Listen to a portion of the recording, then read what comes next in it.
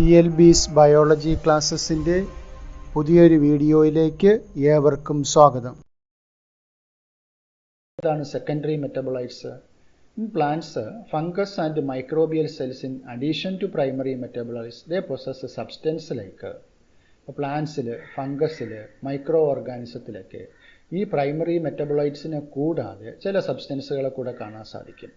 Alkaloids, flavonoids, rubber, essential oils, antibiotics, coloured pigments, scents, gums, spices etcetera. ഈ പേരുകളൊക്കെ പലതും നിങ്ങൾ കേട്ടിട്ടുണ്ടാവും. Alkaloids, flavonoids, rubber, essential oils, antibiotics, coloured pigments, scents, gums, spices, ഇതുപോലെയുള്ള ധാരാളം molecules പ്ലാന്റ്സിലും ഫംഗസിലും microbial സെൽസിലും ഒക്കെ കാണാൻ സാധിക്കും. ഈ സബ്സ്റ്റൻസുകളെ, ഈ മോളിക്യൂൾസുകളെ പൊതുവെ വിളിക്കുന്ന ഒരു ടേമാണ് സെക്കൻഡറി മെറ്റബോളൈറ്റ്സ്. അപ്പോൾ അതിന് കുറച്ച് എക്സാമ്പിൾസുകൾ ഈ ചാർട്ടിൽ കൊടുത്തിട്ടുണ്ട്. പിഗ്മെൻറ്റ്സിന് കുറച്ച് എക്സാമ്പിൾസ് ആണ് കരോട്ടിനോയിഡ്സ്, ആന്തോസയാനിൻസ്. ആൽക്കലോയിഡ്സിന് എക്സാമ്പിളാണ് മോർഫിൻ, കൊഡൈൻ. ടെർപ്പിനോയിഡ്സിന് example monoterpenes, diterpenes. Essential oils lemon grass oil. ടോക്സിൻസിന് എക്സാമ്പിളാണ് ആബ്രിൻ, റിസിൻ. ലെക്റ്റിൻസ് എന്ന് പറയുന്ന മോളിക്യൂൾസിന് എക്സാമ്പിളാണ് കോൺകനാവാലിൻ എ. ഡ്രഗ്സിന് example vinblastine, curcumin. Polymeric substance rubber, gums, cellulose. ഇപ്പോൾ മോളിക്യൂൾസിൻ്റെ പേര് ഒന്നുകൂടെ ശ്രദ്ധിക്കുക. Pigments carotenoids, anthocyanins. Alkaloids morphine, codeine. Terpenoids monoterpenes, diterpenes. Essential oils lemon grass oil. Toxins abrin, ricin. Lectins concanavalin A. Drugs vinblastine, curcumin. Polymeric substance rubber, gums, cellulose. അപ്പോൾ ഈ molecules ഒക്കെ അല്ലെങ്കിൽ ഈ മെറ്റബോളൈറ്റ്സ് ഒക്കെ ഏത് കാറ്റഗറിയിൽ വരുന്നു? സെക്കൻഡറി മെറ്റബോളൈറ്റ്സ് എന്ന കാറ്റഗറിയിൽ വരുന്നു. സെക്കൻഡറി മെറ്റബോളൈറ്റ്സിൻ്റെ എക്സാമ്പിളായിട്ട് നമുക്ക് ഈ മോളിക്യൂൾസിനെ പറയാം. അമിനോ ആസിഡുകളെ പരസ്പരം കണക്ട് ചെയ്യുന്ന കെമിക്കൽ ബോണ്ടിനെ കുറിച്ച് പറഞ്ഞു. എന്താ കെമിക്കൽ ബോണ്ടിൻ്റെ പേര്? പെപ്റ്റൈഡ് ബോണ്ട്സ് എന്ന് പറഞ്ഞു. എങ്ങനെയാണ് ഒരു പെപ്റ്റൈഡ് ബോണ്ട് ഫോം ചെയ്യുന്നത് നോക്കാം. പെപ്റ്റൈഡ് ബോണ്ട് ഫോർമേഷൻ നോക്കാം. The chemical bond which connect amino acids are known as peptide bond. എങ്ങനെയാണ് പെപ്റ്റൈഡ് ബോണ്ട് ഫോം ചെയ്യുക? Each peptide bond is formed by the reaction between the carboxyl group. അപ്പോൾ carboxyl ഗ്രൂപ്പും ഉണ്ട്, amino ഗ്രൂപ്പും ഉണ്ട് ഒരു amino ആസിഡിന്. അപ്പോൾ ഇവിടെ കാണാൻ നമുക്ക് ഒരു കാർബോക്സിൽ ഗ്രൂപ്പും ഒരു അമിനോ ആസിഡിൻ്റെ കാർബോക്സിൽ ഗ്രൂപ്പും മറ്റൊരു അമിനോ ആസിഡിൻ്റെ അമിനോ ഗ്രൂപ്പും കൂടെ കെമിക്കൽ ബോണ്ടിങ്ങിൽ ഏർപ്പെടുന്നു. അവിടെ ഒരു ഡീഹൈഡ്രേഷൻ റിയാക്ഷൻ നടക്കുന്നു അല്ലേ? നോക്കിക്കേ, ഇവിടെ ഒരു വാട്ടർ മോളിക്യൂൾ ഇവിടെ എലിമിനേറ്റ് ചെയ്യപ്പെടുന്നു. H2O ഇവിടെ എലിമിനേറ്റ് ചെയ്യപ്പെടുന്നു. H2O എലിമിനേറ്റ് ചെയ്യപ്പെട്ടിട്ട് ഇവിടെ ഒരു ഡബിൾ ബോണ്ട് ഫോർമേഷൻ ഉണ്ടാകുന്നു.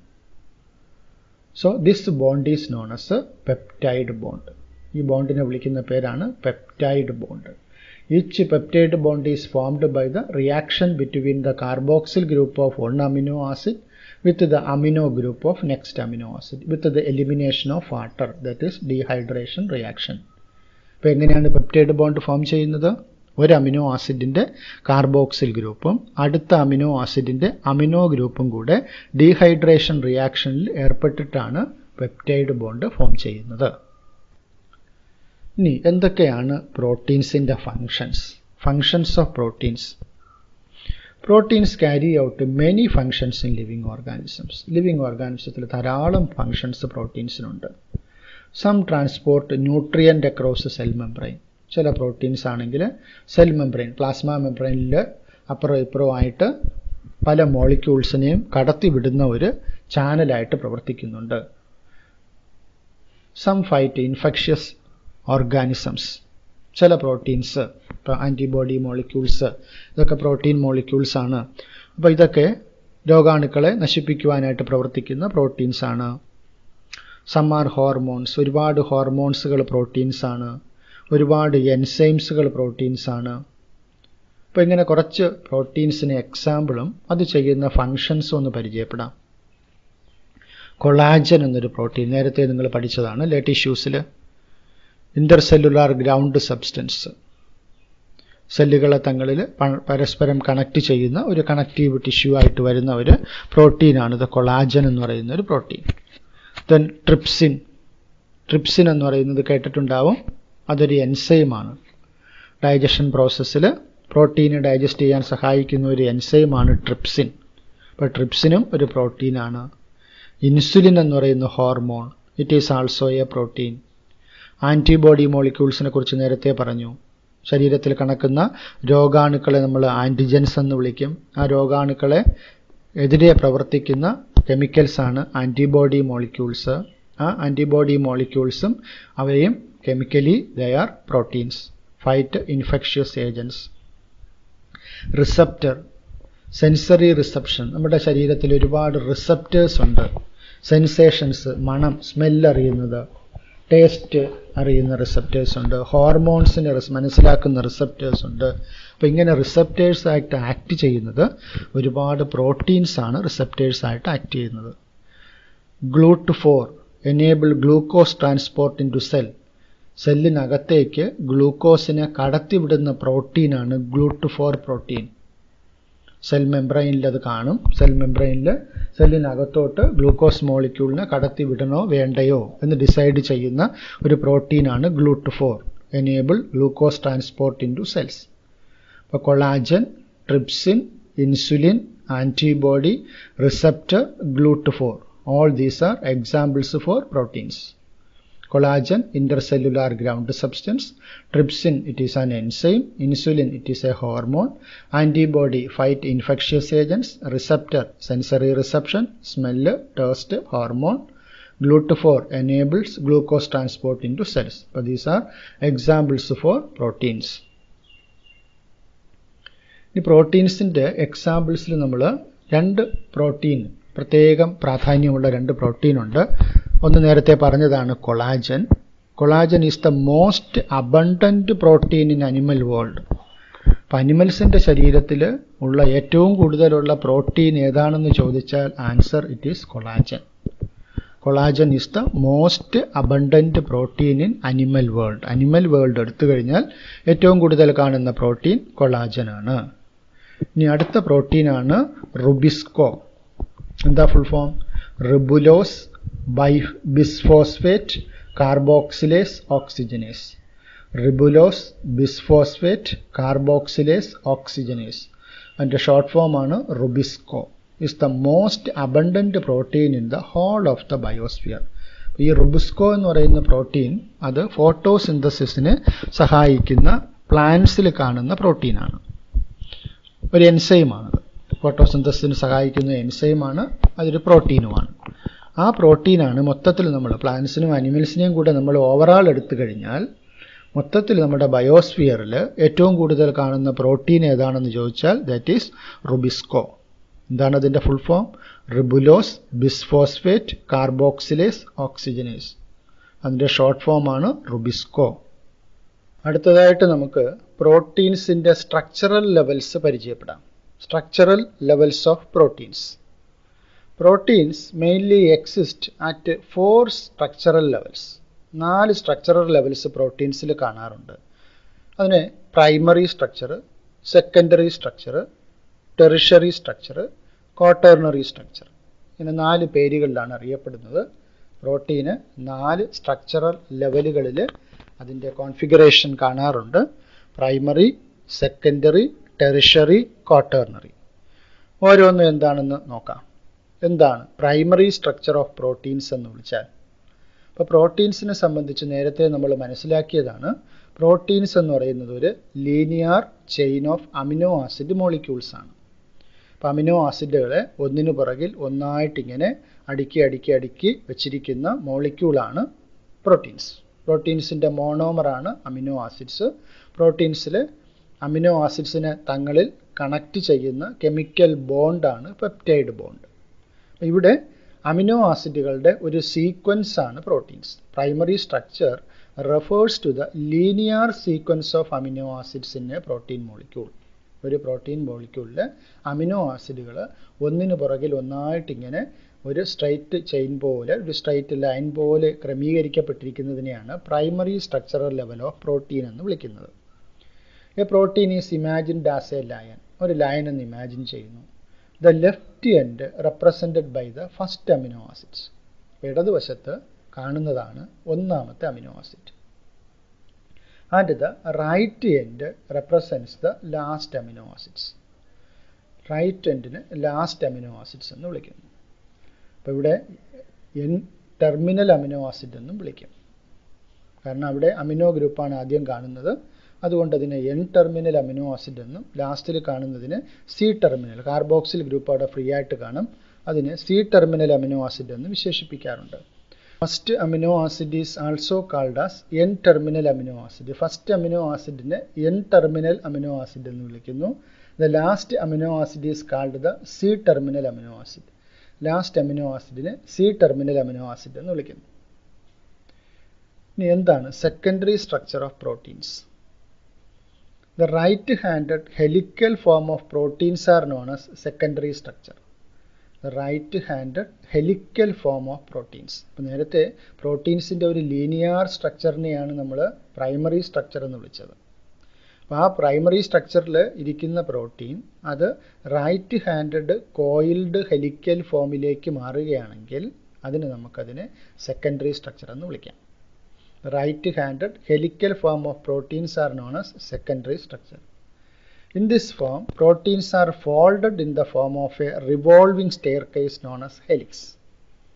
അപ്പോൾ ഇവിടെ ഒരു ചുറ്റുഗോവണിയോട് സാദൃശ്യമുള്ള ഒരു രൂപത്തിലേക്ക് മാറുന്നു. അതിനെയാണ് നമ്മൾ ഹെലിക്കൽ സ്ട്രക്ചർ അല്ലെങ്കിൽ ഹെലിക്സ് എന്ന് വിളിക്കുന്നത്.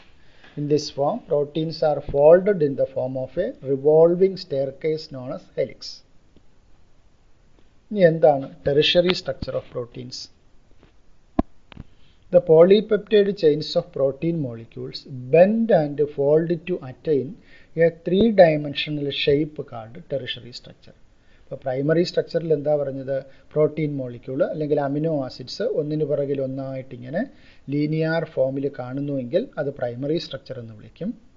ആ പ്രൈമറി സ്ട്രക്ചറിലിരിക്കുന്ന പ്രോട്ടീന് ഒരു ഹെലിക്കൽ ഷേപ്പിലേക്ക് മാറുകയാണെങ്കിൽ അതിനെ സെക്കൻഡറി സ്ട്രക്ചർ എന്ന് വിളിക്കും. അതിന് ആൽഫ ഹെലിക്സ് എന്നുള്ളൊരു രൂപമുണ്ട്. ഈ രൂപത്തിൽ കാണുന്നതിനാണെങ്കിൽ അതിനെ ബീറ്റ പ്ലേറ്റഡ് ഷീറ്റ് എന്ന് വിളിക്കും. രണ്ട് രീതിയിൽ സെക്കൻഡറി സ്ട്രക്ചർ കാണാറുണ്ട്, ആൽഫ ഹെലിക്കൽ ഫോമും ബീറ്റ പ്ലേറ്റഡ് ഷീറ്റും. ഇനി ഈ രൂപത്തിൽ സെക്കൻഡറി സ്ട്രക്ചറിലും സാധാരണ പ്രോട്ടീൻസ് കാണാറില്ല. അത് ബെൻഡ് ചെയ്ത് ഫോൾഡ് ചെയ്തിട്ട് ഒരു 3-dimensional ഫോമിലേക്ക് സാധാരണ പ്രോട്ടീൻ മാറും. ആ ഫോമിലേക്ക് മാറുകയാണെങ്കിൽ അതിനെ വിളിക്കുന്ന പേരാണ് tertiary structure. The polypeptide chains of protein molecules bend and fold to attain a 3-dimensional shape called tertiary structure. Bend ചെയ്ത് ഫോൾഡ് ചെയ്ത് ഒരു 3-dimensional ഷേപ്പിലേക്ക് മാറുകയാണെങ്കിൽ അതിനെ ടെറിഷറി സ്ട്രക്ചർ എന്ന് വിളിക്കുന്നു. Tertiary structure is absolutely necessary for the many biological activities of proteins.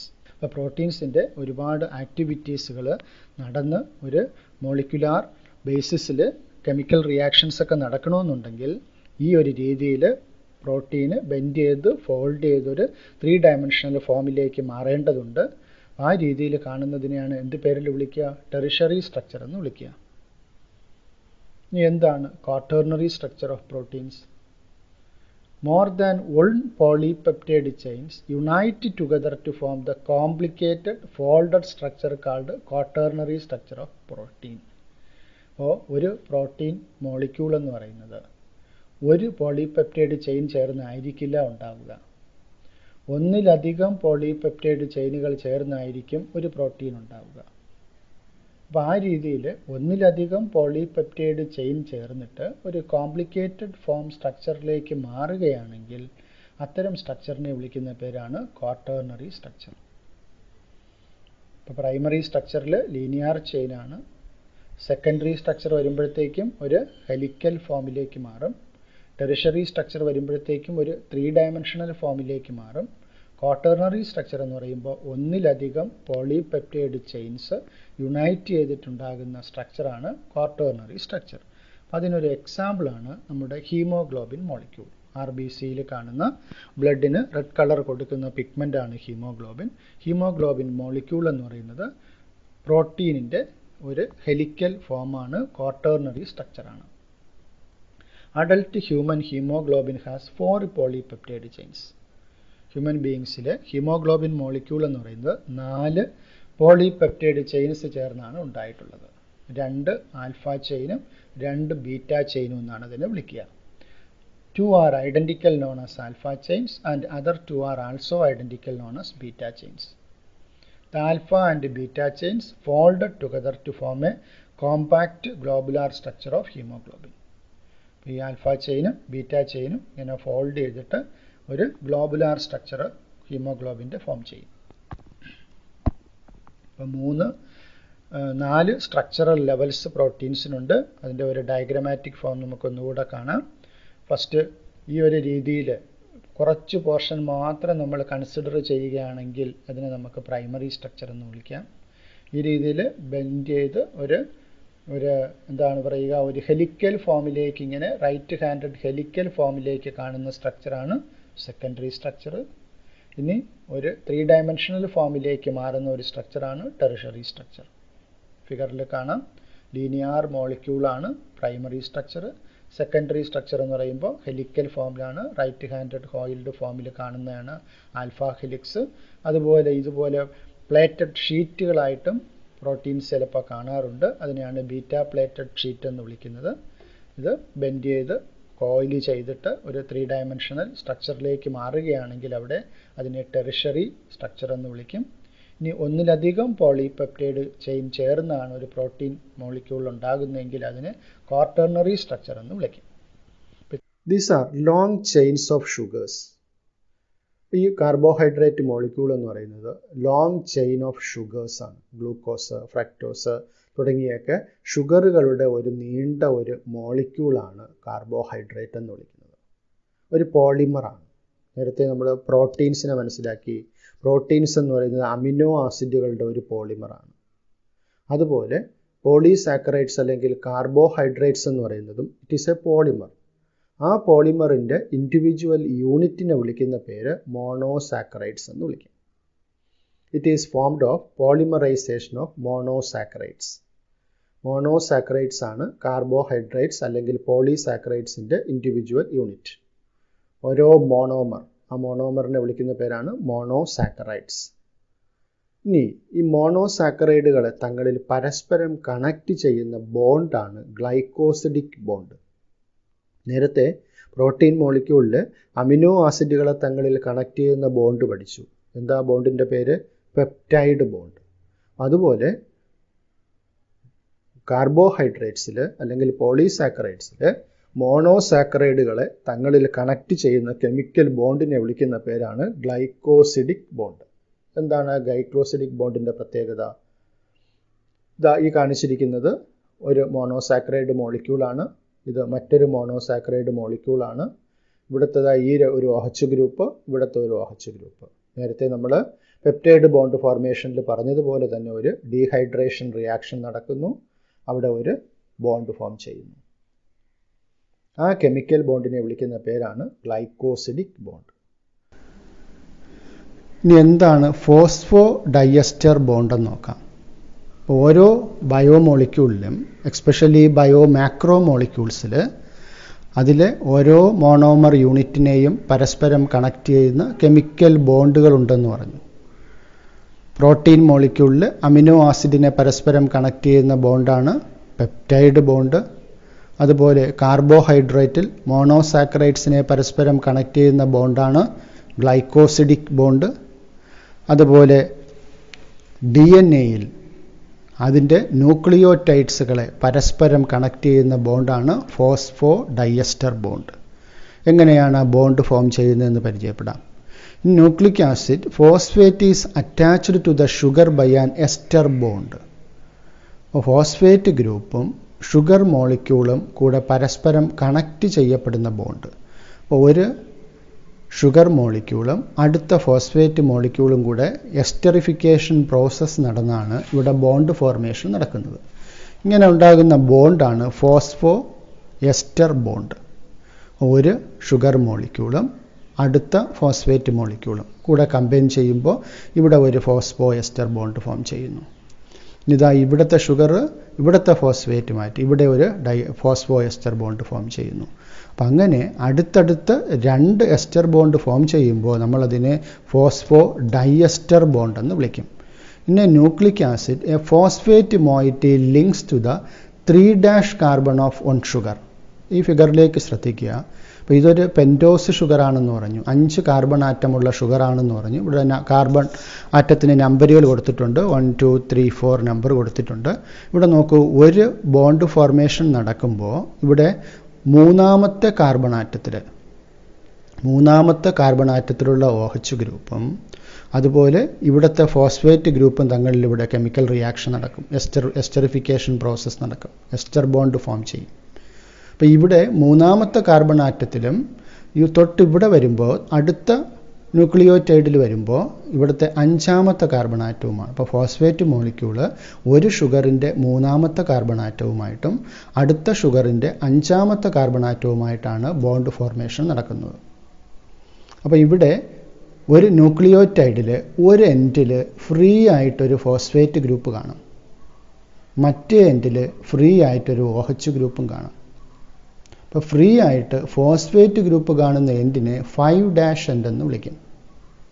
Free ആയിട്ട് OH group കാണുന്ന എൻഡിനെ 3' end എന്ന് വിളിക്കും. പിന്നെ nucleic acid a phosphate moiety links to the 3' carbon of 1 sugar of 1 nucleotide to the 5' carbon of the sugar of the succeeding nucleotide. ഒരു ന്യൂക്ലിയോറ്റൈഡിൻ്റെ 3' കാർബണുമായിട്ടും അടുത്ത ന്യൂക്ലിയോറ്റൈഡിൻ്റെ 5' കാർബണുമായിട്ടാണ് ഫോസ്ഫേറ്റ് മോയിറ്റി ബോണ്ട് ഫോർമേഷൻ നടക്കുന്നത്. അപ്പോൾ അവിടെ 2 എക്സ്റ്റർ ബോണ്ടുകൾ ഫോം ചെയ്യുകയാണ്. The bond between the phosphate and hydroxyl group of sugar is an ester bond. As there is one such ester bond on either side, ഓരോ സൈഡിലും ഓരോ എസ്റ്റർ ബോണ്ട് കൂടെ form ചെയ്യുകയാണ്. So it is called a phosphodiester bond. ഓർക്കുക, nucleic ആസിഡ്സിൽ ന്യൂക്ലിയോറ്റൈഡുകളെ തങ്ങളിൽ പരസ്പരം കണക്ട് ചെയ്യുന്ന കെമിക്കൽ ബോണ്ട് ഏതാണെന്ന് ചോദിച്ചാൽ it is phosphodiester bond. Nucleic ആസിഡ്സിലെ കെമിക്കൽ ബോണ്ടാണ് ഫോസ്ഫോ ഡൈഎസ്റ്റർ ബോണ്ട്.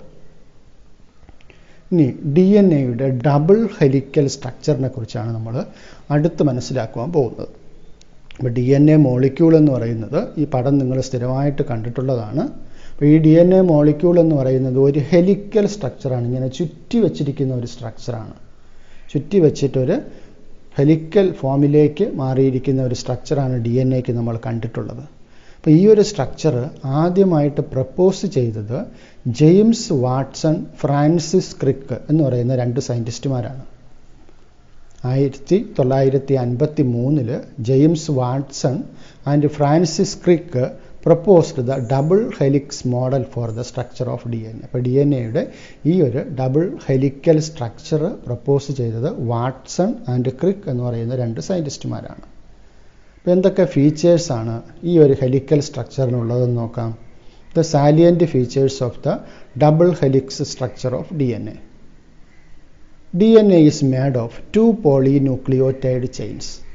അപ്പോൾ DNA എന്ന് പറയുന്നത് ഉണ്ടാക്കിയിട്ടുള്ളത് 2 പോളിന്യൂക്ലിയോറ്റൈഡ് ചെയിൻസ് ചേർന്നിട്ടാണ്. ന്യൂക്ലിയോറ്റൈഡിൻ്റെ ഒരു പോളിമറാണ്. അങ്ങനെ 2 ചരടുകളുണ്ട് DNA-ക്ക്. Where the backbone is constituted by sugar phosphate and the bases project inside. ഇതിൻ്റെ നട്ടെല്ല് അല്ലെങ്കിൽ ബാക്ക് ബോൺ എന്ന് പറയുന്നത് ഈ കാണുന്ന പിക്ചറിൽ കാണുന്ന ഈ 2 ചരടുകളാണ്. ഈ 2 ചരടുകളും ഫോം ചെയ്തിട്ടുള്ളത് ഷുഗർ ഫോസ്ഫേറ്റ് മോളിക്യൂൾ ചേർന്നിട്ടാണ്. And the bases project inside, ഈ 2 അകത്തേക്ക് പ്രൊജക്റ്റ് ചെയ്യുന്ന രീതിയിലാണ് നൈട്രജൻ ബേസുകൾ കാണുന്നത്. അപ്പോൾ ഫസ്റ്റ് സാലിയൻറ്റ് ഫീച്ചർ എന്ന് പറയുന്നത് DNA is made of 2 പോളിന്യൂക്ലിയോറ്റൈഡ് chains where the backbone is constituted by sugar phosphate and the bases project inside. The 2 chains have anti-parallel polarity.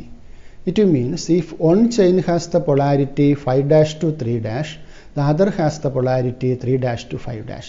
DNA-യുടെ polarity എന്ന് പറയുന്നത്, അതിൻ്റെ ഒരു ചാർജ് എന്ന് പറയുന്നത് ഒരു 2 ഓപ്പോസിറ്റ് പൊളാരിറ്റിയാണ് വരിക. അതായത് DNA-യുടെ ഒരു സ്ട്രാൻഡിന് 5' 3' ഓറിയൻറ്റേഷൻ ആണെങ്കിൽ, ഇപ്പോൾ 5' എന്ന് പറഞ്ഞാൽ നേരത്തെ സൂചിപ്പിച്ചു ഒരു ന്യൂക്ലിയോറ്റൈഡിൻ്റെ 5ാമത്തെ കാർബൺ ആറ്റത്തിൽ ഫ്രീ ആയിട്ട് ഫോസ്ഫേറ്റ് ഗ്രൂപ്പ് കാണുന്ന എൻഡാണ് 5' എൻഡ്. അതുപോലെ ഫ്രീ ആയിട്ട് OH ഗ്രൂപ്പ് കാണുന്ന എൻഡാണ് 3' എൻഡ്.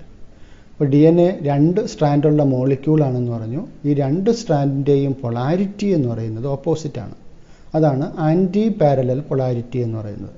അതായത് ഒരു സ്ട്രാൻഡിൻ്റെ എൻഡിൽ 5' ആണെങ്കിൽ തൊട്ട് ഓപ്പോസിറ്റ് സ്ട്രാൻഡിൽ അവിടെ 3' എൻഡ് ആയിരിക്കും.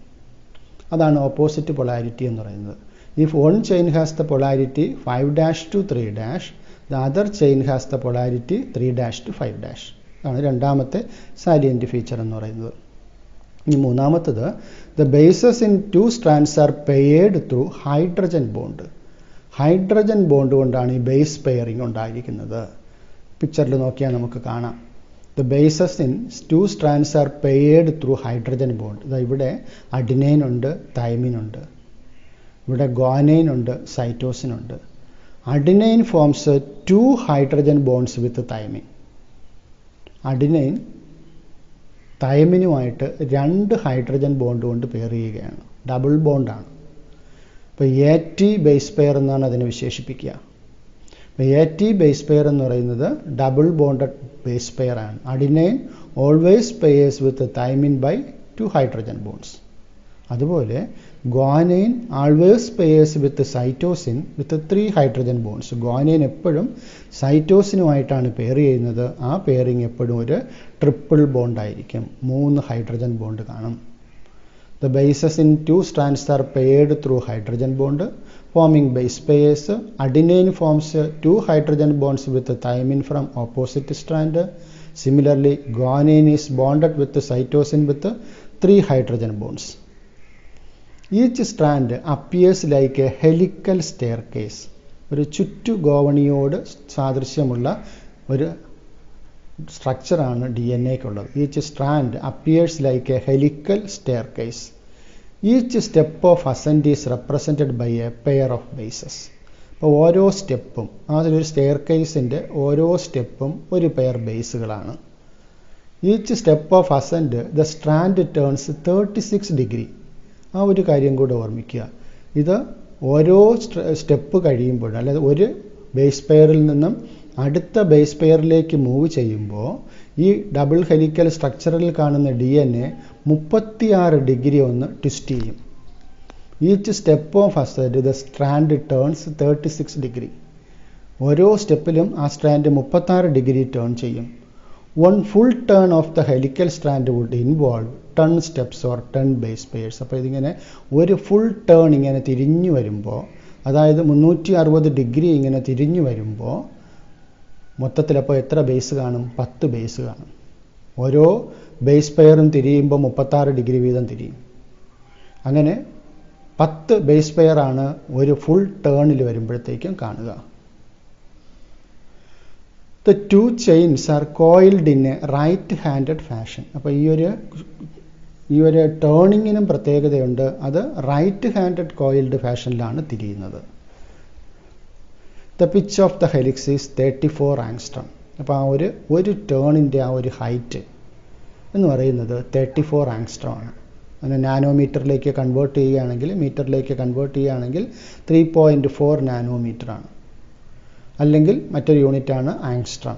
അപ്പോൾ ഒരു ടേണിൻ്റെ പിച്ച് എന്ന് പറയുന്നത് 34 angstrom ആണ്. മീറ്ററിലേക്ക് കൺവേർട്ട് ചെയ്യുമ്പോൾ that is 10⁻⁻9 metre. And there are റഫ്ലി 10 base pairs in each turn. ഓരോ ടേണിലും 10 ബേസ് പെയേഴ്സ് ഉണ്ടാവും. Consequently the distance between a base pair in a helix is approximately equal to 3.4 angstrom. അപ്പം അങ്ങനെ നോക്കുകയാണെങ്കിൽ 2 ബേസ് പെയറുകൾ തങ്ങളിലുള്ള ഡിസ്റ്റൻസ് എന്ന് പറയുന്നത് 3.4 angstrom ആണ്. അപ്പോൾ മൊത്തത്തിൽ ഒരു ടേണിൽ 34 angstrom. അപ്പം അങ്ങനെയാണെങ്കിൽ അടുത്തടുത്തുള്ള 2 ബേസ് പെയറുകൾ തങ്ങളിലുള്ള ഡിസ്റ്റൻസ് എന്ന് പറയുന്നത് 3.4 angstrom ആണ്. This form of DNA with the above mentioned salient features is called BDNA. അപ്പോൾ ഈ പ്രോപ്പർട്ടീസ് ഉള്ള DNA-യെ വിളിക്കുന്ന പേരാണ് BDNA. അപ്പോൾ സ്ട്രക്ചറൽ ഡിഫറൻസിയേഷനുള്ള പല ടൈപ്പ് DNA ഉണ്ട്. നമ്മളിവിടെ ഡിസ്കസ് ചെയ്തതിൽ ഈ ഫോം BDNA-യുടെ സ്ട്രക്ചറാണ് വാട്സൺ ക്രിക്കും പ്രപ്പോസ് ചെയ്ത സ്ട്രക്ചർ. ഫീച്ചേഴ്സ് നമുക്ക് ഒന്നുകൂടെ ഒന്ന് റിവൈസ് ചെയ്യാം. DNA is made of 2 polynucleotide chains where the backbone is constituted by sugar phosphate and the bases project inside. ഇപ്പോൾ DNA മോളിക്യൂള് 2 പോളിന്യൂക്ലിയോറ്റൈഡ് ചെയിൻസ് ചേർന്നാണ് ഉണ്ടായിട്ടുള്ളത്. അതിൻ്റെ ബാക്ക് ബോൺ നിർമ്മിക്കപ്പെട്ടിട്ടുള്ളത് ഷുഗർ ഫോസ്ഫേറ്റ് മോളിക്യൂൾ ചേർന്നാണ്. ബേസസ് അകത്തേക്ക് പ്രൊജക്റ്റ് ചെയ്ത് കാണുന്നു. The two chains have anti-parallel polarity. രണ്ട് ചെയിനിൻ്റെയും പൊളാരിറ്റി ഓപ്പോസിറ്റ് ആണ്, ആൻറ്റി-പാരലൽ ആണ്. It means if one chain has the polarity 5' to 3', the other has 3' to 5' എന്ന് പറയുമ്പോൾ ഒരു ചെയിനിൻ്റെ പൊളാരിറ്റി 5' to 3' ആണെങ്കിൽ മറ്റേ ചെയിനിൻ്റെ പൊളാരിറ്റി 3' to 5' ആയിരിക്കും. The bases in two strands are paired through hydrogen bond. Bases pair ചെയ്യപ്പെടുന്നത് hydrogen bond വഴിയാണ്. Forming base pairs. Adenine forms 2 hydrogen bonds with thymine from opposite strand. Adenine എപ്പോഴും തൈമിനുമായിട്ട് base pairing നടത്തും by 2 hydrogen bond, 2 hydrogen bond കൊണ്ട്. അതുപോലെ guanine എപ്പോഴും സൈറ്റോസിനുമായിട്ട് 3 hydrogen bond കൊണ്ട് പെയറിംഗ് നടക്കും. ഇനി each step of ascend is represented by a pair of bases. ഓരോ അസെൻറ്റും നമ്മൾ ഒരു പെയർ ബേസ് കൊണ്ടാണ് റെപ്രസെൻറ്റ് ചെയ്യുന്നത്. At each step of ascent the strand turns 36 degree. ഓരോ ടേണിങ്ങിലും 36 ഡിഗ്രി തിരിയുന്നു. 1 full turn of the helical strand would involve 10 steps or 10 base pairs. ഒരു ഫുൾ ടേണിൽ 10 ബേസ് പെയേഴ്സ് ഉണ്ടാകും. The pitch of the helix, height എന്ന് പറയുന്നത് 34 ആങ്സമാണ്. അപ്പോൾ അങ്ങനെയാണെങ്കിൽ റഫ്ലി there are 10 base pairs in each turn.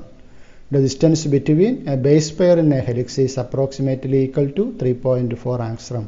അടുത്തടുത്തുള്ള 2 nitrogen ബേസുകൾ തമ്മിലുള്ള ഡിസ്റ്റൻസ് എന്ന് പറയുന്നത് 3.4 ആങ്സ്ട്രം ആണ്.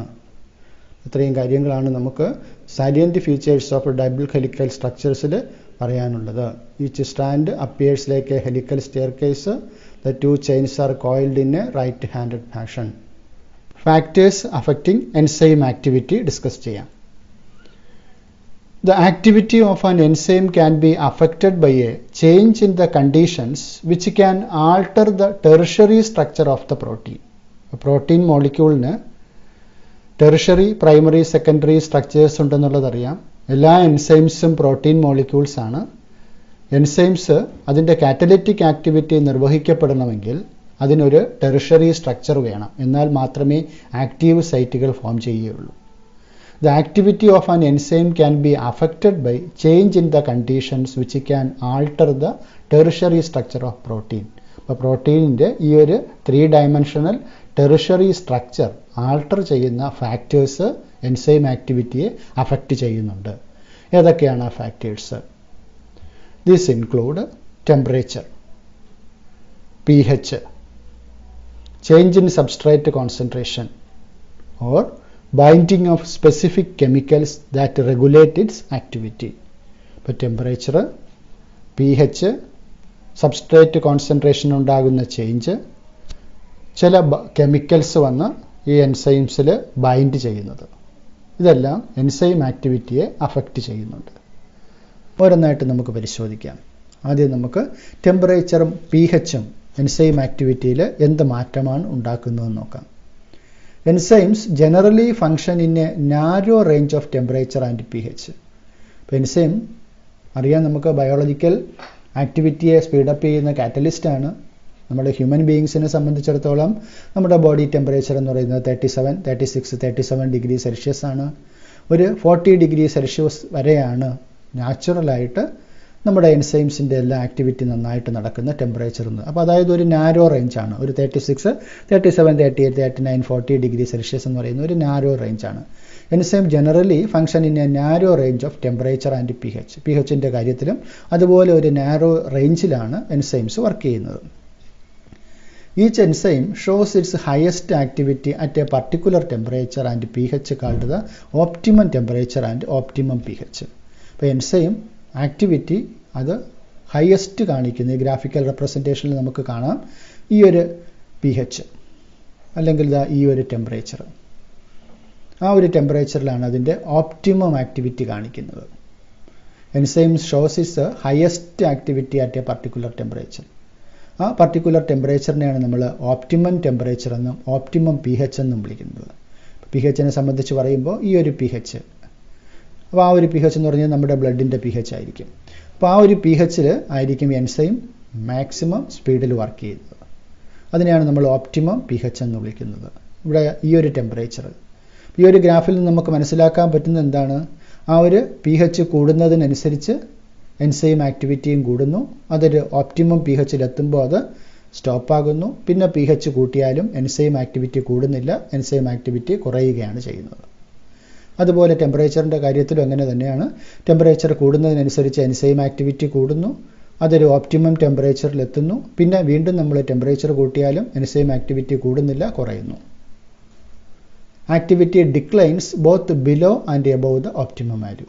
അപ്പോൾ ആ ഓപ്റ്റിമം വാല്യൂവിൻ്റെ കൂടുതലായാലും കുറവായാലും എൻസൈം ആക്ടിവിറ്റി ഡിക്ലൈൻ ചെയ്യുന്നു, ഡിക്രീസ് ചെയ്യുന്നു. Low temperature preserves the enzyme in a temporarily inactive state.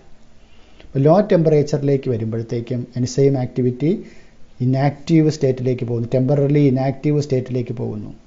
Enzymes ആ ഒരു 3 ഡയമെൻഷണൽ കോൺഫിഗറേഷനിൽ വന്നിട്ട് അതിന് ആക്റ്റീവ് സൈറ്റ് ഫോം ചെയ്യാൻ പറ്റാത്ത ഒരു അവസ്ഥയിലേക്ക് കോൺഫിഗറേഷൻ മാറുന്നത് കാരണം എൻസൈംസ് ലോ ടെമ്പറേച്ചറിൽ ഒരു ഇനാക്റ്റീവ് സ്റ്റേറ്റിലേക്ക് പോകും. എന്നാൽ ഹയർ ടെമ്പറേച്ചറിലേക്കാണ് പോകുന്നതെങ്കിൽ എൻസൈംസ് പ്രോട്ടീൻസ് ആയതുകൊണ്ട് പ്രോട്ടീൻസ് ഹയർ ടെമ്പറേച്ചറിൽ പോകുമ്പോൾ ഡീനാച്ചുവേർഡ് ബൈ ഹീറ്റ്.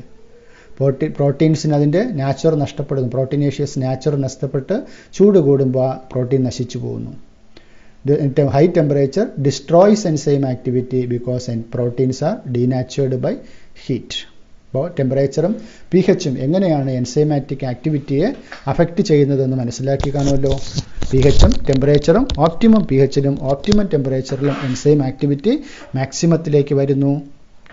പിന്നെ ഹയർ ടെമ്പറേച്ചറിൽ എൻസൈം ആക്ടിവിറ്റിയെ സംബന്ധിച്ച് പറയുമ്പോൾ എൻസൈംസ് പ്രോട്ടീൻസ് ആയതുകൊണ്ട് പ്രോട്ടീൻ ഡീനാച്ചുവേർഡ് ആയി പോകുന്നു, അതുകൊണ്ട് എൻസൈം ആക്ടിവിറ്റി നഷ്ടപ്പെടുന്നു. ലോ ടെമ്പറേച്ചറിലേക്ക് എത്തുമ്പോഴാണെങ്കിൽ എൻസൈം ഇനാക്റ്റീവ് ആയി പോകുന്നു. ഇനി concentration of substrate molecule. Substrate മോളിക്യൂളിൻ്റെ കോൺസെൻട്രേഷൻ എങ്ങനെയാണ് എൻസൈം ആക്ടിവിറ്റിയെ അഫക്റ്റ് ചെയ്യുന്നത് നോക്കാം.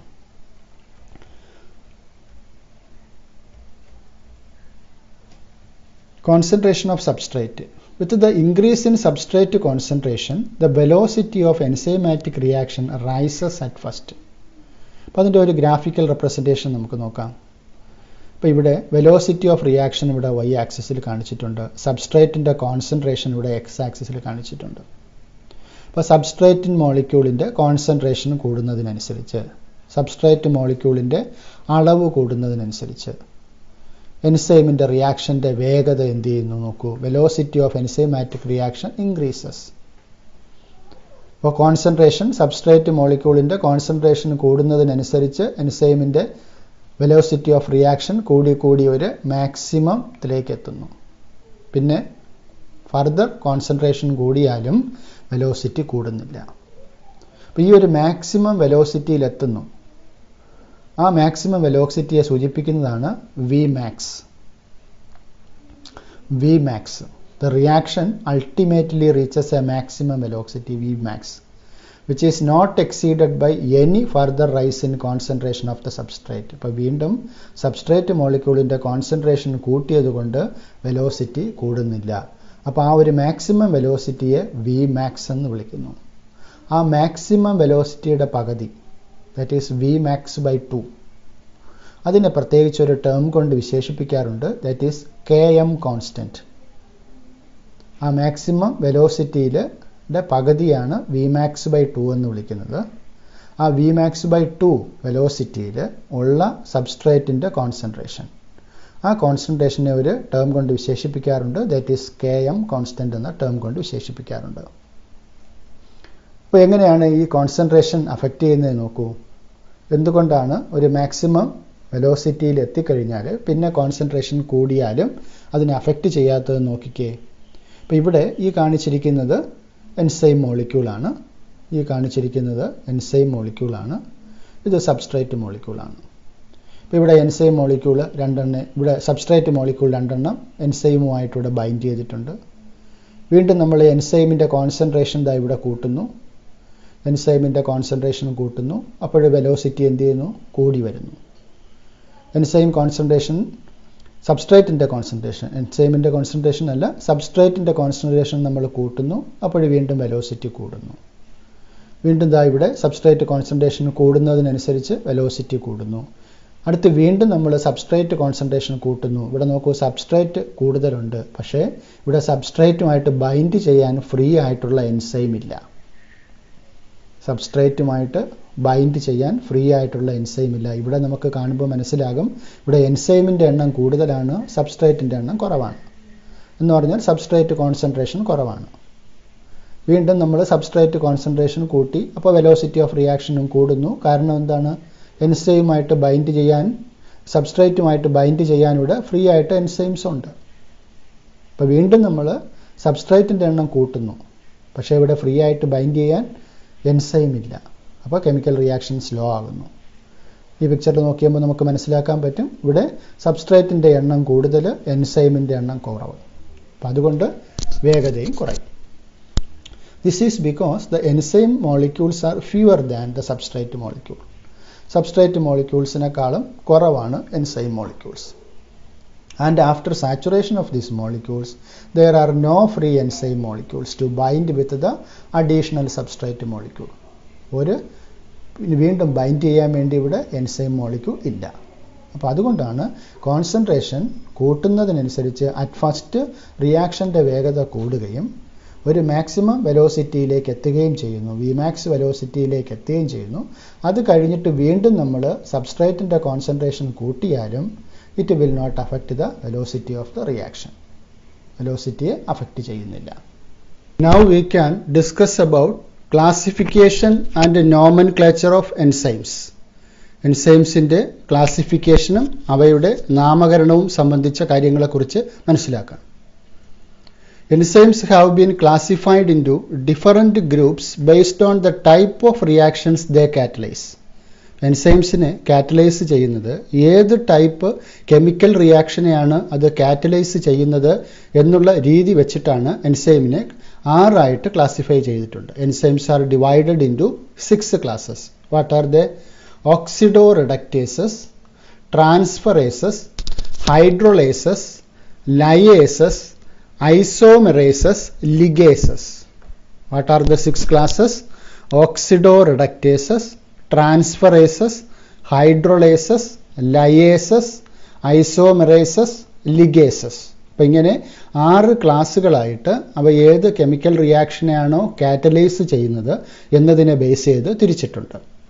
അപ്പോൾ ഓരോ വിഭാഗത്തിനെ കുറിച്ചും നമുക്ക് മനസ്സിലാക്കാം. First, oxidoreductases or dehydrogenases. Enzymes which catalyses oxidoreduction between 2 substrate S and S dash. ഒരു എക്സാമ്പിൾ പറയുകയാണെങ്കിൽ, എസ് എന്ന് പറയുന്ന ഒരു സബ്സ്ട്രേറ്റ് മോളിക്യൂൾ, അത് റെഡ്യൂസ്ഡ് സ്റ്റേറ്റിലാണ്. അത് എസ് ഡാഷ് എന്ന് പറയുന്ന മറ്റൊരു സബ്സ്ട്രേറ്റ് മോളിക്യൂൾ, അത് ഓക്സിഡൈസ്ഡ് സ്റ്റേറ്റിലാണ്. അപ്പോൾ ഈ ഒരു 2 സബ്സ്ട്രേറ്റ് മോളിക്യൂളിനെയും കൂടെ കാറ്റലൈസ് ചെയ്യുന്ന ഒരു ഓക്സിഡോ റിഡക്റ്റേസസ് അല്ലെങ്കിൽ ഡീഹൈഡ്രോജിനേസസ് എൻസൈമിൻ്റെ പ്രസൻസിൽ റെഡ്യൂസ്ഡ് സ്റ്റേറ്റിലിരിക്കുന്ന എസ് എന്ന് പറയുന്ന സബ്സ്ട്രേറ്റ് ഓക്സിഡൈസ്ഡ് സ്റ്റേറ്റിലേക്ക് മാറുന്നു. എസ് ഡാഷ് എന്ന് പറയുന്ന ഓക്സിഡൈസ്ഡ് സ്റ്റേറ്റിൽ ഉണ്ടായിരുന്ന സബ്സ്ട്രേറ്റ് മോളിക്യൂള് റെഡ്യൂസ് ചെയ്ത സ്റ്റേറ്റിലേക്ക് മാറുന്നു. അപ്പോൾ ഈ രീതിയിൽ ഓക്സിഡോ റിഡക്റ്റേസസ് അല്ലെങ്കിൽ ഡീഹൈഡ്രോജിനേസസ് എൻസൈംസ് ആക്ട് ചെയ്യുന്നു. ഒരു എക്സാമ്പിൾ നമ്മൾ പരിശോധിച്ച് നോക്കുകയാണെങ്കിൽ, ഇവിടെ pyruvate is converted into lactate. In the presence of the enzyme lactate dehydrogenase enzyme. അപ്പോൾ ലാക്ടേറ്റ് ഡീഹൈഡ്രോജിനേസ് എൻസൈമിൻ്റെ പ്രസൻസിൽ പൈറുവേറ്റ് ലാക്ടേറ്റ് ആയിട്ട് മാറുന്നു. അപ്പോൾ റെഡ്യൂസ്ഡ് സ്റ്റേറ്റിലിരുന്ന സാധനം ഓക്സിഡൈസ്ഡ് സ്റ്റേറ്റിലേക്ക് മാറുന്നു. ഓക്സിഡോ റിഡക്റ്റേസസ് അല്ലെങ്കിൽ ഡീഹൈഡ്രോജിനേസസ് എന്ന് പറയുന്ന എൻസൈംസ് ജനറലി അവ എന്താണ് കാറ്റലൈസ് ചെയ്യുന്നത്? Oxido reduction between 2 substrate. ഒരു സബ്സ്ട്രേറ്റ് റെഡ്യൂസ്ഡ് സ്റ്റേറ്റിലിരുന്ന സബ്സ്ട്രേറ്റ് അത് റിയാക്ഷൻ നടന്നു കഴിയുമ്പോൾ ഓക്സിഡൈസ്ഡ് സ്റ്റേറ്റിലേക്ക് മാറ്റുന്നു. ഓക്സിഡൈസ്ഡ് സ്റ്റേറ്റിലിരുന്ന സബ്സ്ട്രേറ്റ് മോളിക്യൂൾ അത് പ്രോഡക്റ്റ് ആയിട്ട് മാറുമ്പോൾ റെഡ്യൂസ്ഡ് സ്റ്റേറ്റിലേക്ക് മാറുന്നു. അപ്പോൾ ഈ രീതിയിലുള്ള കെമിക്കൽ റിയാക്ഷൻസിനെ കാറ്റലൈസ് ചെയ്യുന്ന എൻസൈംസ് ആണ് ഓക്സിഡോ റിഡക്റ്റേസസ് ഓർ ഡീഹൈഡ്രോജിനേസസ്. ഈ രണ്ടാമത്തെ കാറ്റഗറിയാണ് ട്രാൻസ്ഫറേസസ്. enzymes catalyzing a transfer of a group G other than hydrogen between a pair of substrate S and S dash. Example പരിശോധിച്ച് നോക്കുകയാണെങ്കിൽ എസ് എന്ന് പറയുന്ന ഒരു സബ്സ്ട്രേറ്റ് മോളിക്യൂള്, അപ്പോൾ അതിൽ ജി എന്ന് പറയുന്ന ഒരു ഗ്രൂപ്പ് ഉണ്ട്, അതുമായിട്ട് അറ്റാച്ച് ചെയ്തിട്ടുള്ള ജി എന്ന് പറയുന്ന ഒരു ഗ്രൂപ്പ് ഉണ്ടായിരുന്നു. ഇനി എസ് ഡാഷ് എന്ന് പറയുന്ന മറ്റൊരു സബ്സ്ട്രേറ്റ് മോളിക്യൂളും കൂടിയുണ്ട്. അപ്പോൾ ഈ രണ്ട് സബ്സ്ട്രേറ്റ് മോളിക്യൂളും ട്രാൻസ്ഫറേസ് എൻസൈംസിൻ്റെ പ്രസൻസിൽ എന്താ സംഭവിക്കുക, ജി എന്ന് പറയുന്ന എസിൻ്റെ കൂടെ അറ്റാച്ച് ചെയ്തിരുന്ന ഗ്രൂപ്പ് കെമിക്കൽ റിയാക്ഷൻ കഴിയുമ്പോൾ അത് എസ് ഡാഷിൻ്റെ കൂടെ അറ്റാച്ച്ഡ് ആകുന്നു. എസിൽ നിന്നും ട്രാൻസ്ഫർ ആയിട്ട് എസ് ഡാഷിലേക്ക് അത് അറ്റാച്ച് ആകുന്നു. Enzymes catalysing a transfer of group G other than hydrogen, hydrogen atom ആകാൻ പാടില്ല, between a pair of substrate S and S dash. ഒരു ഉദാഹരണത്തിലൂടെ നമുക്ക് പരിശോധിക്കാം. ഇവിടെ അസ്പാർട്ടേറ്റ് എന്ന് പറയുന്ന ഒരു സബ്സ്ട്രേറ്റ് മോളിക്യൂളും ആൽഫ കീറ്റോ ഗ്ലൂട്ടറേറ്റ് എന്ന് പറയുന്ന മറ്റൊരു സബ്സ്ട്രേറ്റ് മോളിക്യൂളും. അപ്പോൾ ഈ ഒരു സബ്സ്ട്രേറ്റ് മോളിക്യൂളിൽ അസ്പാർട്ടേറ്റിൽ ഇവിടെ ഒരു അമിനോ ഗ്രൂപ്പ് ഉണ്ട്. ഈ അമിനോ ഗ്രൂപ്പിനെ ഈ transferase enzyme, aspartate amino transferase enzyme, ആ എൻസൈംസ് ഇതിൽ നിന്നും മാറ്റി ഇതിലേക്ക് കൊണ്ടുവരുന്നു. അസ്പാർട്ടേറ്റിൽ നിന്ന് മാറ്റി ആൽഫ കീറ്റോ ഗ്ലൂട്ടറേറ്റിലേക്ക് കൊണ്ടുവരുന്നു. അപ്പോൾ ഇവിടെ അസ്പാർട്ടേറ്റിൽ നിന്ന് മാറുമ്പോൾ ആ അമിനോ ഗ്രൂപ്പ് മാറിക്കഴിയുമ്പോൾ അത് ഓക്സാലോ അസറ്റേറ്റ് ആയിട്ട് മാറുന്നു. ഇനിതാ ഇവിടെ ആൽഫ കീറ്റോ ഗ്ലൂട്ടറേറ്റിന് ആ അമിനോ ഗ്രൂപ്പ് കിട്ടിക്കഴിയുമ്പോൾ അത് ഗ്ലൂട്ടാമേറ്റ് ആയിട്ട് മാറുന്നു. അപ്പം അങ്ങനെ ഒരു സബ്സ്ട്രേറ്റ് മോളിക്യൂൾ ഇരിക്കുന്ന ഒരു ഗ്രൂപ്പിനെ മറ്റൊരു സബ്സ്ട്രേറ്റ് മോളിക്യൂളിലേക്ക് ട്രാൻസ്ഫർ ചെയ്യുന്ന എൻസൈം. ഇപ്പോൾ ട്രാൻസ്ഫറേസസിന് ഒരു എക്സാമ്പിളായിട്ട് നമുക്ക് പറയാവുന്നതാണ് അസ്പാർട്ടേറ്റ് അമിനോ ട്രാൻസ്ഫറേസ് എന്ന് പറയുന്ന എൻസൈം. അപ്പോൾ ഈ എൻസൈംസിൻ്റെ പ്രസൻസിൽ ഒരു ഗ്രൂപ്പിനെ ഒരു സബ്സ്ട്രേറ്റ് മോളിക്യൂളിൽ നിന്നും ട്രാൻസ്ഫർ ചെയ്തിട്ട് മറ്റൊരു സബ്സ്ട്രേറ്റ് മോളിക്യൂളിലേക്ക് മാറ്റുന്നു. ആ രീതിയിലുള്ള കെമിക്കൽ റിയാക്ഷൻസിനെ കാറ്റലൈസ് ചെയ്യുന്ന എൻസൈം കാറ്റഗറിയാണ് ട്രാൻസ്ഫറേസസ്. ഇനി അടുത്ത കാറ്റഗറി, മൂന്നാമത്തെ കാറ്റഗറിയാണ് hydrolases enzyme. Enzymes catalysing hydrolysis of ester, ether, peptide, glycosidic, carbon carbon, carbon halide, phosphorus nitrogen bonds. ഇത്തരം ബോൺസുകളെ ഹൈഡ്രോളൈസ് ചെയ്യുന്ന എൻസൈംസിനെ വിളിക്കുന്ന പേരാണ് ഹൈഡ്രോളൈസസ്. അപ്പോൾ ഇവിടെ നമുക്കൊരു എക്സാമ്പിൾ കാണാം. അസറ്റൈൽ കൊളൈൻ എന്ന് പറയുന്ന ഒരു substrate molecule, acetyl choline esterase എന്ന് പറയുന്ന ഒരു എൻസൈം അവിടുത്തെ എസ്റ്റർ ബോണ്ടിനെ ബ്രേക്ക് ചെയ്തിട്ട് അതിനെ അസറ്റേറ്റും കൊളൈനുമാക്കി മാറ്റുന്നു. അപ്പോൾ ഈ രീതിയിൽ ബോണ്ട് ബ്രേക്ക് ചെയ്തുകൊണ്ട് എൻസൈംസ് കാറ്റലൈസിങ് ഏതൊക്കെ ബോണ്ടുകളാണ്, ester bond, ether bond, peptide bond, glycosidic bond, carbon carbon bond, carbon halide bond, phosphorus nitrogen bonds, ഇവയൊക്കെ തമ്മിൽ കണക്ട് ചെയ്യുന്ന കെമിക്കൽ ബോണ്ടിനെ ഹൈഡ്രോളിസിസ് വഴി ബ്രേക്ക് ചെയ്യുന്ന എൻസൈം കാറ്റഗറിയെ വിളിക്കുന്ന പേരാണ് ഹൈഡ്രോളൈസസ്. ഇനി അടുത്ത കാറ്റഗറിയാണ് lyases. Lyases enzymes that catalyse removal of group from substrate by mechanism other than hydrolysis leaving double bonds. അപ്പോൾ നേരത്തെ ഹൈഡ്രോളിസിസ് വഴിയാണ് മാറ്റുന്നത് നമ്മൾ കണ്ടത്. ഇത് ഹൈഡ്രോളിസിസ് വഴി അല്ലാതെ ഒരു ഗ്രൂപ്പിനെ റിമൂവ് ചെയ്യുന്നത്. അപ്പോൾ ഇവിടെ എക്സാമ്പിളായിട്ട് നോക്കൂ. ഇവിടെ എക്സ് വൈ എന്ന് പറയുന്ന രണ്ട് ഗ്രൂപ്പ് ഇവിടെ ഈ ഒരു സബ്സ്ട്രേറ്റ് മോളിക്യൂളിൽ ആഡ് ചെയ്തിട്ടുണ്ടായിരുന്നു. അപ്പോൾ ഈ ലയേസസ് എൻസൈമിൻ്റെ പ്രസൻസിൽ അതിൻ്റെ കാറ്റലിറ്റിക് ആക്ഷൻ വഴി ഈ രണ്ട് ഗ്രൂപ്പും സെപ്പറേറ്റ് ചെയ്യപ്പെടുന്നു. ഒരു എക്സാമ്പിൾ നമ്മളിവിടെ പരിശോധിക്കുകയാണെങ്കിൽ പൈറുവേറ്റ് എന്ന് പറയുന്ന ഒരു സബ്സ്ട്രേറ്റ് മോളിക്യൂള്, അവിടെ പൈറുവേറ്റ് ഡീകാർബോക്സിലേസ് എന്ന് പറയുന്ന എൻസൈംസിൻ്റെ പ്രശ്നം. ഡീകാർബോക്സിലേസ് എൻസൈം എന്ന് പറഞ്ഞാൽ കാർബൺ ഡൈ ഓക്സൈഡിനെ റിമൂവ് ചെയ്യുന്ന എൻസൈംസ് ആണ്. അപ്പോൾ പൈറുവേറ്റ് ഡീകാർബോക്സിലേസ് എൻസൈം അതിനെ അസറ്റാൽഡിഹൈഡും കാർബൺ ഡൈ ഓക്സൈഡും ആക്കി മാറ്റുന്നു. അപ്പോൾ ഈ രീതിയിൽ ഹൈഡ്രോളിസിസ് മുഖേന അല്ലാതെ ആ റിയാക്ഷൻ നടന്നു കഴിയുമ്പോഴത്തേക്കും അവിടെ ഡബിൾ ബോണ്ട് ഫോർമേഷൻ ഉണ്ടാകും. ആ രീതിയിൽ രണ്ട് മോളിക്യൂൾസായിട്ട് മാറ്റുന്ന ആ പ്രോസസ്സ് നടത്തുന്ന കാറ്റലൈസ് ചെയ്യുന്ന എൻസൈം കാറ്റഗറിയെ വിളിക്കുന്ന പേരാണ് lyases. Enzymes that catalyse removal of groups from substrate by mechanisms other than hydrolysis leaving double bonds. ഇനി അഞ്ചാമത്തെ കാറ്റഗറിയാണ് isomerases. includes all enzymes catalyzing interconversion of optical, geometrical, geometric or positional isomers. അപ്പോൾ ഐസോമറിസത്തിൻ്റെ different forms കെമിസ്ട്രിയിൽ പഠിച്ചിട്ടുണ്ടാവും. Optical isomers, geometrical isomers, positional isomers. അപ്പോൾ ഈ രീതിയിൽ ഏത് രീതിയിലുള്ള കൺവേർഷൻ ആയാലും ചെയ്യുന്ന എൻസൈംസിനെ വിളിക്കുന്ന പേരാണ് ഐസോമെറൈസസ്. ഇപ്പോൾ ഒരു എക്സാമ്പിളായിട്ട് നമുക്കിവിടെ ഗ്ലൂക്കോസ് 6 ഫോസ്ഫേറ്റ് കൺവേർട്ട് ചെയ്തിട്ട് ഫ്രക്ടോസ് 6 ഫോസ്ഫേറ്റ് ആക്കുന്ന എൻസൈമാണ് ഫോസ്ഫോ ഹെക്സോസ് ഐസോമെറൈസ് എന്ന് പറയുന്ന എൻസൈം. അപ്പോൾ ഒരു മോളിക്യൂളിനെ അതിൻ്റെ മറ്റൊരു ഐസോമറാക്കി മാറ്റുന്നു.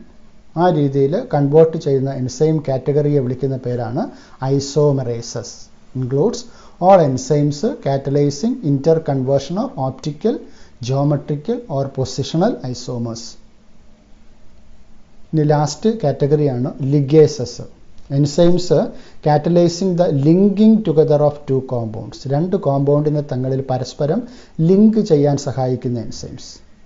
Example enzymes which catalyse joining of carbon oxygen, carbon sulphur, carbon nitrogen, phosphorus oxygen etcetera bonds. അപ്പോൾ ഈ രീതിയിലുള്ള ബോണ്ടുകളെ തങ്ങളിൽ ലിങ്ക് ചെയ്യാൻ സഹായിക്കുന്ന എൻസൈം കാറ്റഗറിയെ വിളിക്കുന്ന പേരാണ് ലിഗേസസ്. അപ്പോൾ ലിഗേസസ് എൻസൈംസിൻ്റെ സഹായത്താലാണ് നമ്മൾ ഫോസ്ഫോ ഡയസ്റ്റർ ബോണ്ട് DNA പഠിച്ചപ്പോൾ മനസ്സിലാക്കിയിട്ടുണ്ട്. ന്യൂക്ലിയോടൈഡുകളെ തങ്ങളിൽ പരസ്പരം കണക്ട് ചെയ്യുന്ന കെമിക്കൽ ബോണ്ടാണ് ഫോസ്ഫോ ഡയസ്റ്റർ ബോണ്ട്. അപ്പോൾ ഈ ഫോസ്ഫോ എസ്റ്റർ ബോണ്ടിൻ്റെ ഫോർമേഷന് സഹായിക്കുന്ന എൻസൈമാണ് DNA ലിഗേസസ്. ഇപ്പോൾ DNA ലിഗേസസ് എൻസൈംസ് DNA സ്റ്റാൻഡുകളെ തങ്ങളിൽ പരസ്പരം ജോയിൻ ചെയ്യിപ്പിക്കാൻ, ഒട്ടിക്കാൻ, ബയോളജിക്കൽ ഗം എന്ന് നമ്മൾ DNA ലിഗേസസിനെ വിശേഷിപ്പിക്കാറുണ്ട്. ആ രീതിയിലുള്ള കെമിക്കൽ റിയാക്ഷൻസിന് സഹായിക്കുന്ന എൻസൈംസാണ് DNA ലിഗേസസ്. അടുത്ത ടോപ്പിക്ക് നോക്കാം, കോഫാക്ടേഴ്സ്. എന്താണ് cofactors? Enzymes are composed of one or several polypeptide chains. അപ്പോൾ എൻസൈംസ് പ്രോട്ടീൻസ് ആണെന്നറിയാം. ആ പ്രോട്ടീൻ മോളിക്യൂൾ നിർമ്മിക്കപ്പെട്ടിട്ടുള്ളത് ഒന്നോ ഒന്നിലധികമോ പോളിപെപ്റ്റൈഡ് ചെയിനുകൾ ഉണ്ടാകാം. However, there are a number of cases in which non-protein constituents called cofactors are bound to the enzyme to make the enzyme catalytically active. ഇപ്പോൾ enzymes proteins ആണെന്ന് പറഞ്ഞു. എന്നാൽ ധാരാളം എൻസൈംസിൽ protein അല്ലാത്ത ചില പോർഷൻസും കാണാറുണ്ട്. ആ പോർഷൻസിനെ വിളിക്കുന്ന പേരാണ് കോഫാക്ടേഴ്സ്. ഇപ്പോൾ എൻസൈംസിൻ്റെ അതിനെ കാറ്റലിറ്റിക്കൽ ആക്ടിവിറ്റി പൂർണ്ണമായിട്ടും കിട്ടണമെങ്കിൽ ആ എൻസൈംസുമായിട്ട് അറ്റാച്ച് ചെയ്തുകൊണ്ട് ഈ മോളിക്യൂൾസ് കാണേണ്ടതുണ്ട്. ആ മോളിക്യൂൾസിനെ വിളിക്കുന്ന പേരാണ് cofactors. The protein part of the enzyme is called അപ്പോ enzyme. The non-protein parts associated with the enzymes are called cofactors. ഇപ്പോൾ കോഫാക്ടേഴ്സ് എന്ന് പറഞ്ഞാൽ എൻസൈംസിൽ കാണുന്ന പ്രോട്ടീൻ അല്ലാത്ത ഭാഗം, അതിനെ വിളിക്കുന്ന പേരാണ് കോഫാക്ടേഴ്സ്. അപ്പോൾ പ്രോട്ടീൻ ഭാഗത്തിനെ നമ്മൾ വിളിക്കുന്ന പേരാണ് അപ്പോ എൻസൈം എന്ന് വിളിക്കും. ആ അപ്പോ എൻസൈമുമായിട്ട് ബൈൻഡ് ചെയ്യുന്ന നോൺ പ്രോട്ടീൻ പാർട്ടിനെ വിളിക്കുന്ന പേരാണ് കോ എൻസൈംസ്, കോഫാക്ടേഴ്സ്. കോഫാക്ടറിന് എക്സാമ്പിളാണ് കോ എൻസൈം. അപ്പോൾ ആ നോൺ പ്രോട്ടീൻ പോർഷനെ വിളിക്കുന്ന പേരാണ് കോഫാക്ടർ. അപ്പോൾ ഒരു പ്രോട്ടീന്, ഒരു എൻസൈമിന് അതിൻ്റെ കാറ്റലിറ്റിക് ആക്ടിവിറ്റി പൂർണ്ണമായിട്ടും കിട്ടണമെന്നുണ്ടെങ്കിൽ അത് പ്രോട്ടീൻ പോർഷൻ മാത്രം പോരാ, നോൺ പ്രോട്ടീൻ പോർഷനും അതിൻ്റെ കൂടെ അറ്റാച്ച് ചെയ്തുണ്ടാകണം. പ്രോട്ടീൻ പോർഷനെ വിളിക്കുന്ന പേരാണ് അപ്പോ എൻസൈം എന്നും നോൺ പ്രോട്ടീൻ പാർട്ടിനെ വിളിക്കുന്ന പേരാണ് കോഫാക്ടേഴ്സ് എന്നും വിളിക്കും. അപ്പോൾ എൻസൈം കോഫാക്ടറും കൂടെ ചേരുമ്പോൾ വരുന്ന ഒരു ടേമാണ് ഹോളോ എൻസൈം. അപ്പോൾ enzyme plus cofactor gives holo enzyme. ഇനി എന്തൊക്കെയാണ് നോൺ പ്രോട്ടീൻ പാർട്ടിൽ വരുന്നത് നോക്കാം. The cofactors are classified in to prosthetic group, co enzymes, metal ions. അപ്പോൾ ആ നോൺ പ്രോട്ടീൻ പോർഷനിൽ വരുന്ന മോളിക്യൂൾസ് എന്ന് വരുന്ന 3 കാറ്റഗറിയിൽ വരുന്ന മോളിക്യൂൾസ് ആണ്. ഒന്ന് prosthetic groups, co enzymes, metal ions. Prosthetic groups are organic compounds that are tightly bound to the apo enzyme. അപ്പോ എൻസൈമുമായിട്ട് നല്ല ടൈറ്റ് ആയിട്ടുള്ള കെമിക്കൽ ബോണ്ടിങ്ങിൽ ഏർപ്പെട്ടിട്ടുള്ള കോഫാക്ടറിനെ വിളിക്കുന്ന പേരാണ് prosthetic groups. Prosthetic groups are organic compounds that are tightly bound to the apo enzyme. അപ്പോൾ അതിനൊരു എക്സാമ്പിളാണ് the prosthetic group haem. പിക്ചറിൽ നമുക്ക് കാണാം ഇതിൻ്റെ സ്ട്രക്ചറൽ കോൺഫിഗറേഷൻ കാണാം. ഹീം എന്ന് പറയുന്ന molecule. It is a part of the enzyme peroxidase and catalase. Peroxidase എന്ന് പറയുന്ന എൻസൈമിലും കാറ്റലേസ് എന്ന് പറയുന്ന എൻസൈംസിലെയും ഒരു കോഫാക്ടറാണ് ഹീം എന്ന് പറയുന്നത്. അപ്പോൾ ഈ ഹീം എന്ന് പറയുന്ന പോർഷൻ ഈ പെറോക്സിഡേസും കാറ്റലേസുമായിട്ട് നല്ല ടൈറ്റായിട്ട് കെമിക്കൽ ബോണ്ടിങ്ങിൽ ഏർപ്പെട്ടിരിക്കുന്നതായിരിക്കും. അങ്ങനെ ടൈറ്റായിട്ട് കെമിക്കൽ ബോണ്ടിങ്ങിൽ ഏർപ്പെട്ടിരിക്കുന്ന കോമ്പൗണ്ട്സിനെ വിളിക്കുന്ന പേരാണ് പ്രോസ്തെറ്റിക് ഗ്രൂപ്പ്. അപ്പോൾ ഈ ഒരു പെറോക്സിഡേസ് എന്ന് പറയുന്ന എൻസൈം ഹൈഡ്രജൻ പെറോക്സൈഡിനെ ഡിവൈഡ് ചെയ്തിട്ട് വാട്ടറും ഓക്സിജനും ആക്കി മാറ്റുന്ന എൻസൈമാണ് പെറോക്സിഡേസ്. അപ്പോൾ ഈ ഒരു കെമിക്കൽ റിയാക്ഷൻ നടക്കണമെന്നുണ്ടെങ്കിൽ ഈ പെറോക്സിഡേസ് എൻസൈമിൻ്റെ കൂടെ അതിൻ്റെ നോൺ പ്രോട്ടീൻ പാർട്ടായ ഹീം പോർഷനും കൂടെ ഉണ്ടാകണം. അപ്പോൾ അതിൻ്റെ പ്രോസ്തെറ്റിക് ഗ്രൂപ്പായിട്ട് ഹീം പോർഷൻ ഉണ്ടാവണം. Prosthetic groups are organic compounds that are tightly bounded to the apo enzyme. Example, the prosthetic group heme is a part of the enzyme peroxidase and catalase which catalyze the breakdown of hydrogen peroxide to water and oxygen. ഇനി അടുത്ത കാറ്റഗറിയാണ് co enzymes. Prosthetic group നേരത്തെ പറഞ്ഞു എൻസൈമുമായിട്ട് നല്ല ടൈറ്റായിട്ട് chemical ബോണ്ടിങ്ങിൽ ഏർപ്പെടുന്നതാണ്. എന്നാൽ organic compounds which are not firmly bound to the apo enzymes are called co enzymes. Many co enzymes are vitamins. അപ്പോൾ ടൈറ്റായിട്ട് കെമിക്കൽ ബോണ്ടിങ്ങിൽ ഏർപ്പെടുന്നുവെങ്കിൽ അത് പ്രോസ്തെറ്റിക് ഗ്രൂപ്പ് എന്ന് വിളിക്കുന്നു. എന്നാൽ ടൈറ്റ് അല്ലാത്ത രീതിയിൽ ചെറിയ രീതിയിലുള്ള കെമിക്കൽ ബോണ്ടിങ് മാത്രമേ ഉള്ളൂ എന്നുണ്ടെങ്കിൽ അതിനെ കോ എൻസൈംസ് എന്നാണ് വിളിക്കുന്നത്. അപ്പോൾ കോ എൻസൈംസ് ആയിട്ട് ആക്ട് ചെയ്യുന്നത് മിക്കവാറും വൈറ്റമിൻസ് ആണ്. അപ്പോൾ എൻസൈം എന്ന് പറയുന്നത് പ്രോട്ടീൻ പോർഷനാണ് അറിയാം. കോ ഫാക്ടറായിട്ട് വൈറ്റമിൻസ് ആക്ട് ചെയ്യുന്നുണ്ട്, കോ എൻസൈംസ് ആയിട്ട് ആക്ട് ചെയ്യുന്നുണ്ട്. Many co enzymes are vitamins. ഒരുപാട് കോ എൻസൈംസും വൈറ്റമിൻസ് ആണ്. അതിന് example NADP coenzyme nicotinamide adenine dinucleotide. Nicotinamide adenine dinucleotide. Dinucleotide 2 ന്യൂക്ലിയോടൈഡുകൾ ചേർന്ന മോളിക്യൂളാണ്. Nicotinamide adenine dinucleotide. പിന്നെ അതിൻ്റെ കൂടെ ഫോസ്ഫേറ്റ് മോളിക്യൂൾ ചേരുമ്പോൾ കിട്ടുന്നതാണ് നിക്കോട്ടിനമൈഡ് അഡിനൈൻ ഡൈന്യൂക്ലിയോടൈഡ് ഫോസ്ഫേറ്റ്. ഈ രണ്ട് മോളിക്യൂളും കണ്ടെയ്ൻ ദ വൈറ്റമിൻ നിയാസിൻ. ഇത് രണ്ടും കോ എൻസൈമായിട്ട് ആക്ട് ചെയ്യുന്നതാണ്. ആ കോ എൻസൈമിൽ നിയാസിൻ എന്ന് പറയുന്ന വൈറ്റമിൻ മോളിക്യൂൾ അടങ്ങിയിട്ടുണ്ട്. ഇനി അടുത്ത കാറ്റഗറിയാണ് metal ions. A number of enzymes require metal ions for their activity. Metal ions form coordination bonds with the side chains at the active site and at the same time form one or more coordination bond with the substrate molecule. അപ്പോൾ ഒരുപാട് metal അയോൺസുകളും ഈ പറഞ്ഞതുപോലെ cofactors ആയിട്ട് act ചെയ്യുന്നുണ്ട്. Metal ions ഈ എൻസൈംസുമായിട്ട് coordination ബോണ്ടിൽ ഏർപ്പെടാറുണ്ട്. Metal ions ഇവിടെ ഒരു മെറ്റൽ അയോണിനെ ഇവിടെ കാണിച്ചിട്ടുണ്ട്. കാർബോക്സി പെപ്റ്റിഡേസ് എന്ന് പറയുന്ന എൻസൈംസിൽ ഒരു കോഫാക്ടറായിട്ട് ആക്ട് ചെയ്യുന്നതാണ് ഈ metal ion zinc. Metal ion form coordination bond with side chains at the active site and at the same time form one or more coordination bond with the substrate. അപ്പോൾ ഇത് active സൈറ്റിലും coordination bond form ചെയ്ത് കാണാറുണ്ട്. അതുപോലെ substrate മോളിക്യൂളുമായിട്ടും coordination bond ഇത് form ചെയ്ത് കാണാറുണ്ട്. എക്സാമ്പിളാണ് zinc. Zinc is a cofactor for the proteolytic enzyme carboxy peptidase. Catalytic activity is lost when the cofactor is removed from the enzyme. എൻസൈമിൽ നിന്നും ഈ കോഫാക്ടർ റിമൂവ് ചെയ്യുകയാണെങ്കിൽ ഇതിൻ്റെ കാറ്റലിറ്റിക് ആക്ടിവിറ്റി നഷ്ടപ്പെടുന്നു എന്നുള്ളതും കാണുന്നുണ്ട്. അപ്പോൾ സിങ്ക് എന്ന് പറയുന്നത് ഒരു കോഫാക്ടറാണ്. അപ്പോൾ അത് മെറ്റൽ അയോൺസിൻ്റെ കാറ്റഗറിയിൽ വരുന്നു. ഈ ഒരു എൻസൈം നന്നായിട്ട് അതിൻ്റെ കാറ്റലിറ്റിക് ആക്ടിവിറ്റി നിർവഹിക്കപ്പെടണമെങ്കിൽ മെറ്റൽ അയോൺസിൻ്റെ പ്രസൻസും ഇവിടെ ആവശ്യമാണ്. അപ്പോൾ ഇത്രയും കാര്യങ്ങളാണ് ബയോമോളിക്യൂൾസ് എന്ന അധ്യായത്തിൽ നമുക്ക് പഠിക്കുവാനുള്ളത്. For video lessons, please subscribe to TLP's biology classes. Thank you.